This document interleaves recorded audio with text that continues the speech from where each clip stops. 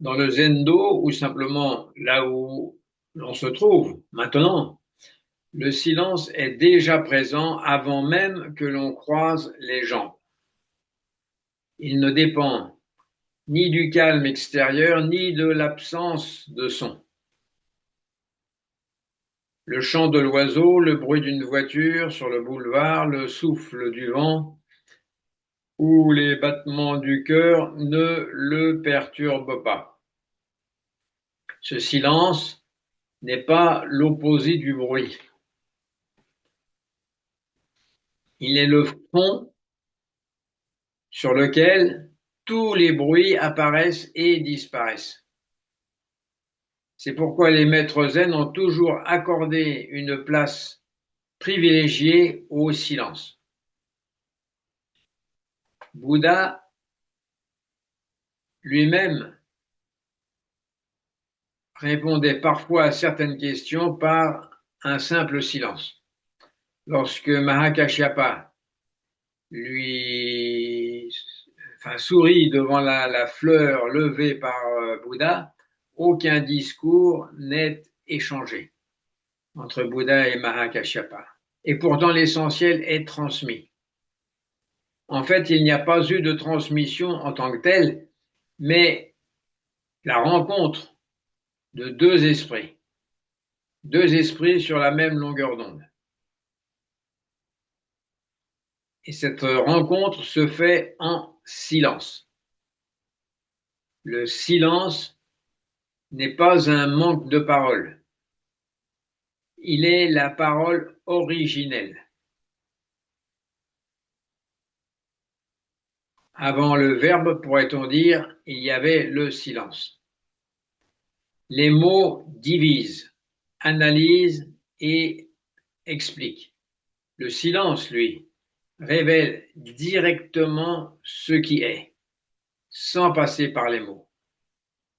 Dans le zen, la vérité n'est pas un objet de connaissance, mais une expérience immédiate.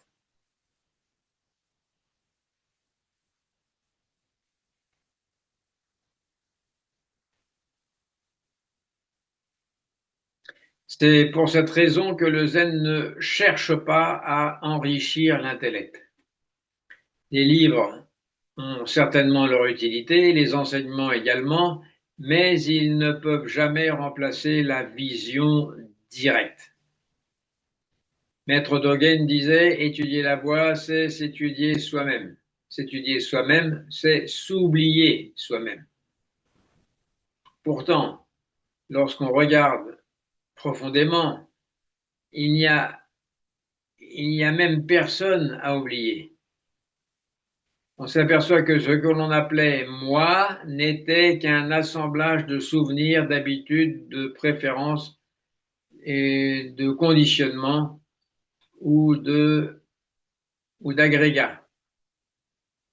Le mental entretient cette illusion avec une grande habileté. Il ressemble à un voleur déguisé en policier. Il prétend conduire vers la vérité alors qu'il détourne sans cesse l'attention vers des concepts et des interprétations qui nous éloignent de la vérité. Il crée le problème, puis propose la solution. Il invente le chercheur, puis lui promet une découverte. Et ainsi commence la longue comédie de l'ego qui poursuit sans cesse ce qu'il imagine avoir perdu.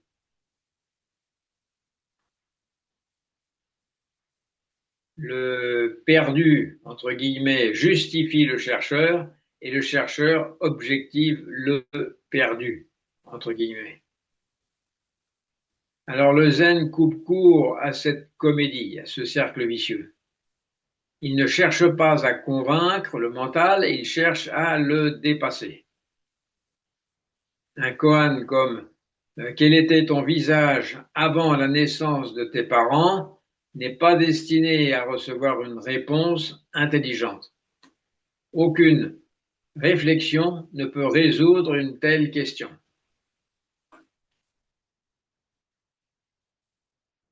La question agit comme une secousse, comme un coup de Kyosaku qui interrompt momentanément le bavardage intérieur confortable sur lequel on s'est toujours basé. Le Kyosaku dans le Zendo, le cri du maître ou une réponse abrupte ont cette même fonction de provoquer une fissure dans les certitudes mentales. Ce n'est pas de la violence, mais le réveil d'un individu dont la maison est en feu. Une manière de faire tomber les constructions imaginaires auxquelles on s'accroche. Car tant que l'on cherche une vérité comme un objet extérieur, on passe à côté de l'évidence. La voie ne conduit nulle part. Elle révèle simplement ce qui est déjà là lorsque cesse la recherche compulsive. Lorsque cette agitation se calme, la simplicité survient. Une simplicité qui dit il n'y a personne à sauver, personne à perfectionner, personne à accomplir. Le sentiment je suis peut continuer à apparaître dans le langage quotidien, mais il devient transparent. Il n'est plus considéré comme une entité solide, indépendante ou intéressante. Il ressemble à un vêtement que l'on porte temporairement. La tradition bouddhique appelle cela shunyata, la vacuité. Non pas un néant, mais l'absence d'existence propre et séparée. Pour les débutants, cette compréhension peut sembler extraordinaire et sans doute difficile. Pourtant, du point de vue de la réalité, c'est plutôt l'illusion qui est extraordinaire. Croire qu'un moi autonome existe réellement est une hypothèse étrange, continuellement démentie par l'expérience directe. Lorsque cette illusion se relâche, c'est un véritable apaisement, ce que l'on appelle parfois Satori, non pas l'acquisition d'un trésor, mais le retour à une simplicité qui n'avait jamais disparu. Mais attention, le zen met toujours en garde contre la fascination pour le Satori. Beaucoup imaginent l'éveil comme un événement spectaculaire qui transformerait définitivement l'existence. Les maîtres sont beaucoup plus prudents.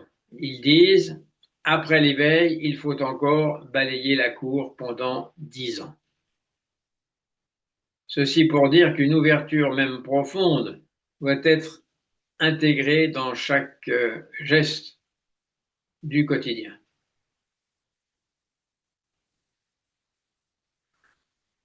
L'éveil n'est pas une décoration spirituelle que l'on accroche à son identité. Au contraire, il dissout cette identité.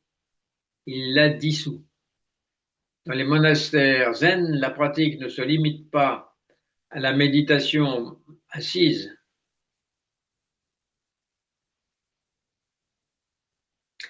Balayer, cuisiner, nettoyer, marcher ou servir du thé font partie intégrante de la voie.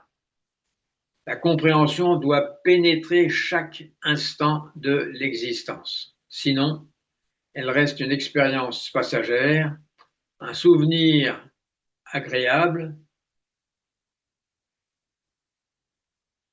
que l'ego récupère rapidement pour se donner une importance. Le véritable éveil s'exprime dans la vie, dans une vie simple, ordinaire et transparente.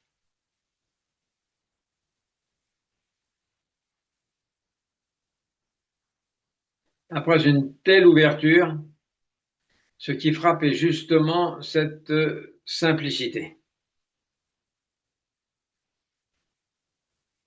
Rien n'est caché, rien n'est compliqué. Les drames que l'on entretenait dans l'esprit apparaissent comme des constructions artificielles.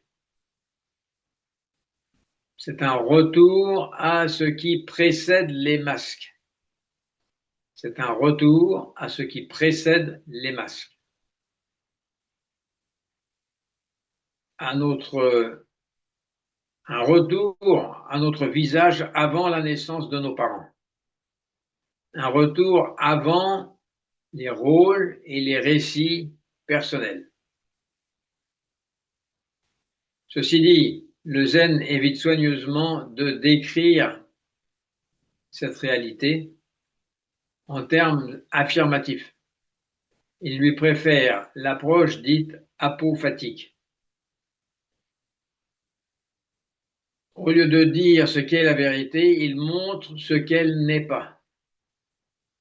Les mots appartiennent au monde de la logique et des divisions. Ils ne peuvent saisir l'indivisible. Ainsi, les maîtres parlent davantage des illusions à abandonner que d'un état à atteindre.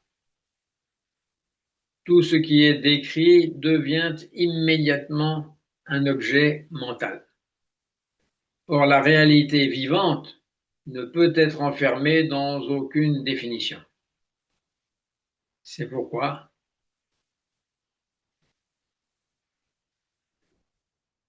Zazen, ou des pratiques compliquées, il s'agit simplement de s'asseoir et de laisser tomber les fabrications, comme des vieilles chaussettes, si l'on peut dire, parce qu'elles ne présentent plus d'intérêt.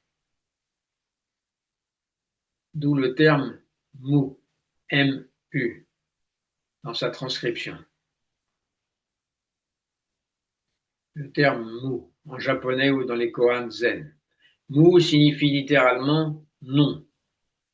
Mais il ne s'agit pas d'une simple négation logique. Mu détruit les catégories mentales qui organisent habituellement la perception.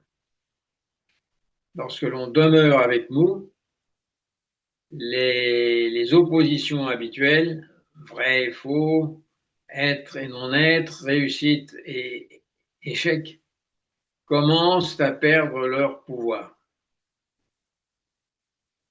Derrière elles apparaît un espace plus vaste. Les pensées continuent de surgir, mais elles ne possèdent plus la même autorité.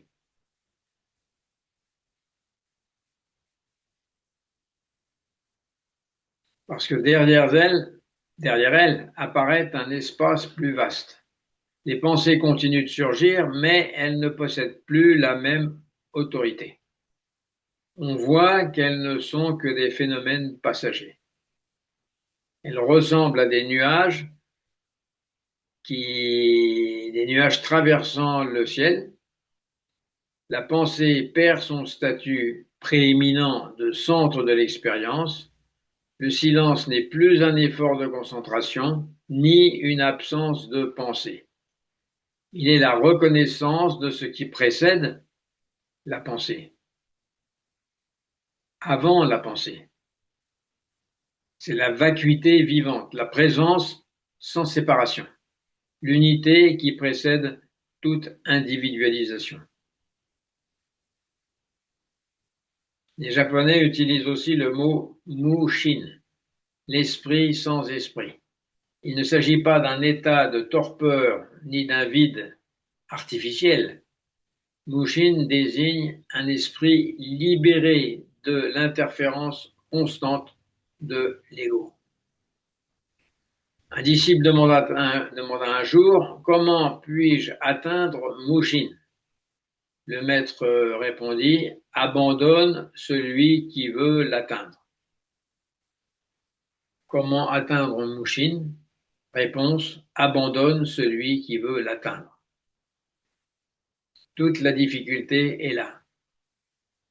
Tant qu'un moi veut obtenir Mushin, Mushin reste inaccessible.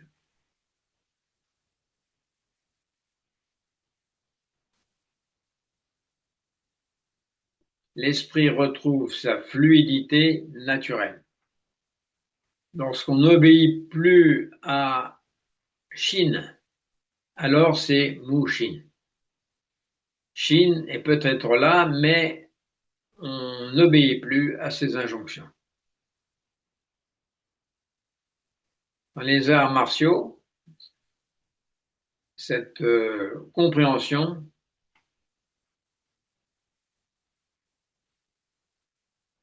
est fondamentale. Le samouraï n'a pas le temps de réfléchir à chaque contre-mouvement.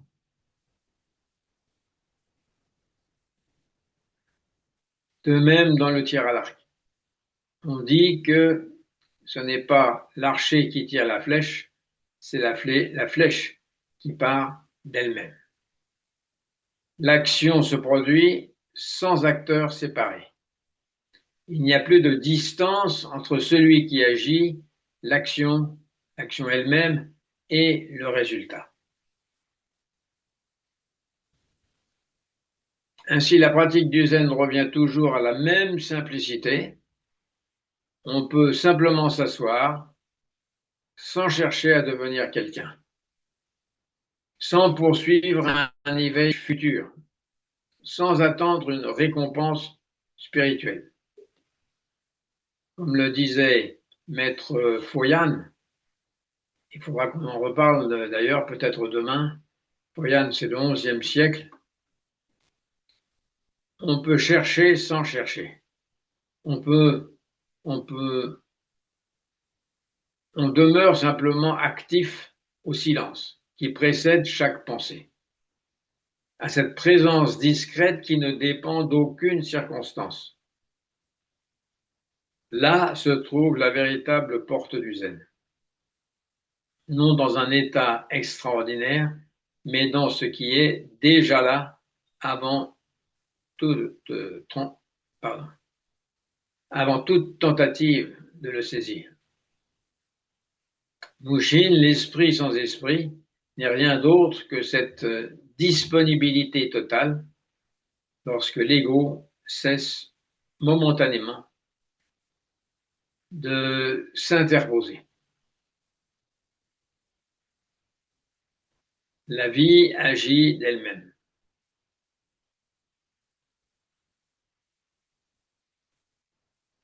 Le vent souffle, les oiseaux chantent, le corps respire, les pas avancent.